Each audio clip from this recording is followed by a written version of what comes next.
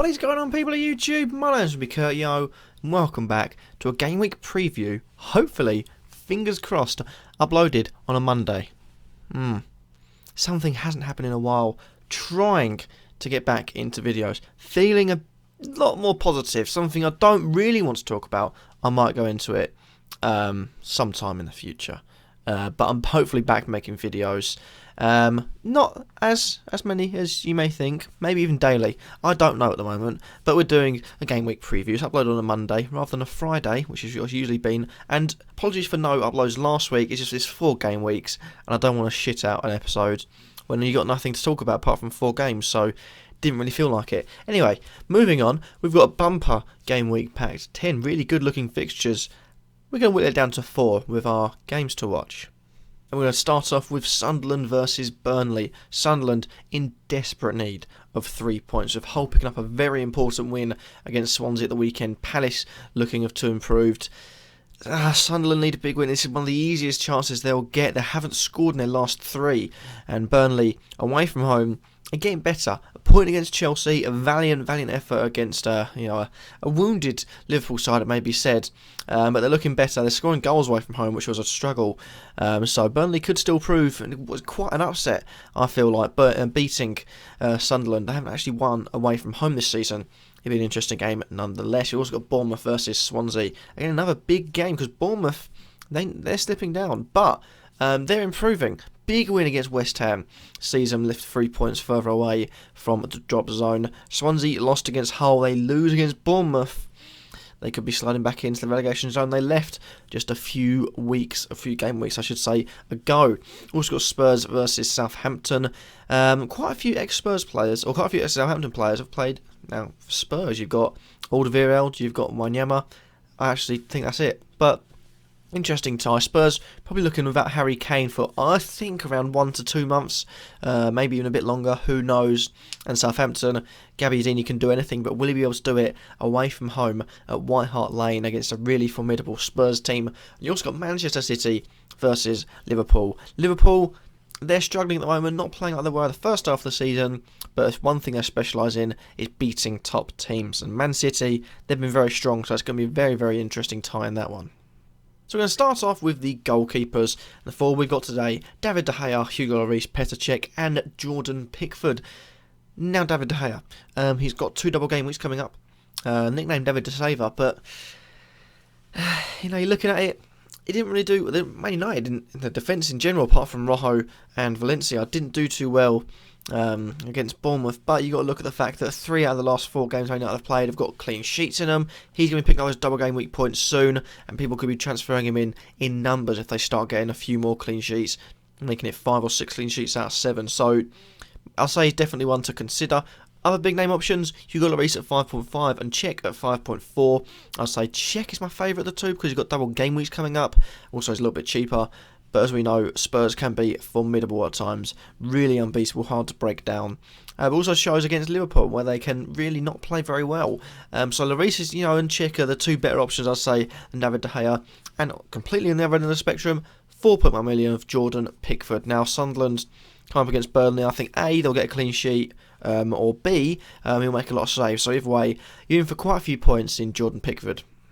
Moving on from that, we have the defenders in Shkodran. I always mess that up. I can say it perfectly any other time. On video, mess it up. Shkodran Mustafi, I believe that's how you say it. Ben Davies from Tottenham. You've got Valencia from Manchester United. Mawson from Swansea, who can't stop scoring. Yoshida from Southampton and Britos from Watford. Watford players don't really get the rubber green for me, and many people think I've got a bias. But Mustafi, £5.8 million, the cheapest of the Arsenal back line, and also the fact that Monreal switched out for Gibbs at the Hull win, whether that was an injury or not, but he was on the bench. Gibbs also played in the Champions League, I believe.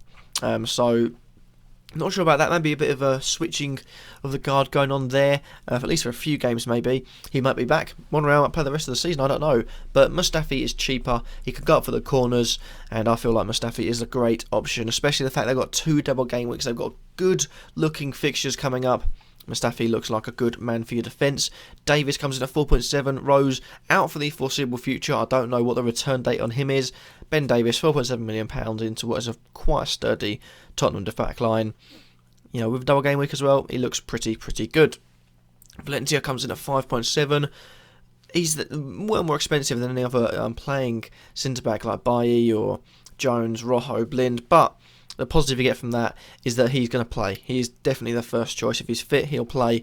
And he's got assists in his 2 in his last 3. 3 clean sheets out of the last 4. Valencia looks like a good pick. You've also got Ashley Mawson, who has scored 4 goals in 8-9 games. It's insane. And I would say, oh come on, he's not going to score any more. But I've been doing that for the whole season with Gareth McCauley. So if Ashley Mawson's just a younger version of that, he's only going to improve. New John Terry, who knows? You also got Ishido and £4.3 million. They've got Spurs this weekend. Could get battered. He's in there because after that, you've got 2 double game weeks. Then you've got looking better Southampton.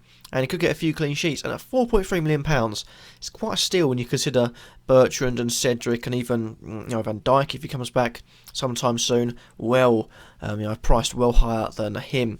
Britos comes in at last place with £4.3 million also. Simple reason because Watford have got a decent few games coming up. Crystal Palace away from home could get a clean sheet there, but I'm not too confident on him, so take him at your own wish. Moving on to the midfielders, we've got Gylfi Sigurdsson, Alexis Sanchez, Pedro, Mikel Antonio, Dele Alli and Nathan Redmond. Now Sigurdsson, this is what I've wanted from Sigurdsson for years now. He's fantastic for FPL, but in the past he's usually had a really good 4 or 5 games, then just stopped for 4 or 5 games, really good 4 or 5 games, stopped for 4 or 5 games, point-wise on FPL. In his last 7 games, he has picked up a goal or assist. In his last 9, he has picked up a goal or assist in 8. He is constantly giving you point return. So, and you look at his fixtures coming up, it is insane. So Sigurdsson has to be one of the ones to consider. No double game weeks.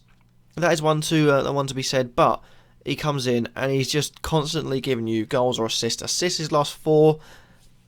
Need I say more? He's giving you constant points. 7.7 seems a bit of a bargain. Alexis Sanchez comes in now at 11.5.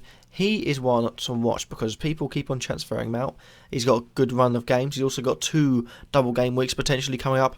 Maybe even, I don't know if I've ever had it, a triple game week? Maybe a bit too much to ask. Who knows? He comes in £11.5 million. Really, really good shout. For a player to bring in. If you've got the money to, I've got 10 million in the bank, so I'm definitely looking at bringing him in. Pedro, constantly in form at the moment, cheaper than Hazard and also Costas, gives you different alternative, although Hazard and Costas are still brilliant options. Pedro is the cheaper one and in form and keeping his place ahead of Willian. You've also got Antonio, £6.9 million. He will transfer him out for the red card, forgetting he was red carded for the Chelsea game. Oh, no, he wasn't. Red carded for whatever game he missed. Chelsea game. Red carded for the Chelsea game, came back for this game, scored a goal. Good bit of business by me, hopefully. If he keeps on scoring, looks good for the future. And West Ham, of course, are looking a lot better without Dimitri Payet. Let's say that. Dele Alli, £8.7 million now. Kane's out. He can offer that target man sort of thing, making those box-to-box runs late into the area. And also, he's looking really, really good. So I'd say definitely worth bringing in. Nathan Redmond at £5.8 million leaves the list because he's good, but again, Tottenham coming up after that. £5.8 million for a player that's playing his striker next to Gabbiadini. Could grab a few goals or assists from him. Looks a really good bargain. And lastly, we've got the attackers, and I think I've talked a bit too much this episode, so we're going to speed through them. We've got Carroll from West Ham, £6.3 million for a target man that likes to score goals. Is he fit? Is he not? Who knows how long he's going to be fit for, but for now he's fit, so let's make the most of it.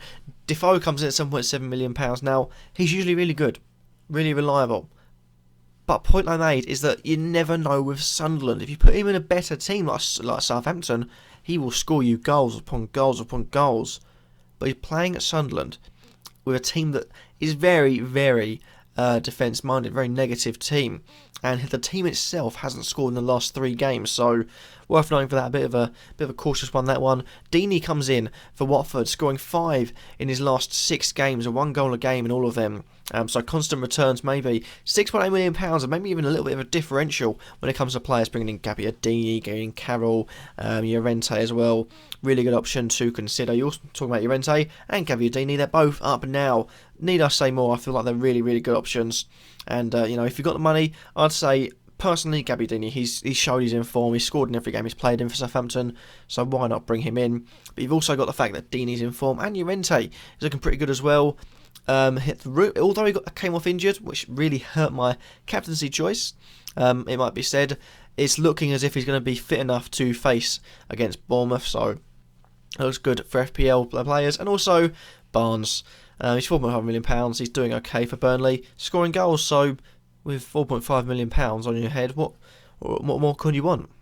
But that happens to be that for this video. Hopefully you've enjoyed. Remember to like, comment and subscribe, and I'll see you all in the next video. No outro because it's been really long, this video, so peace.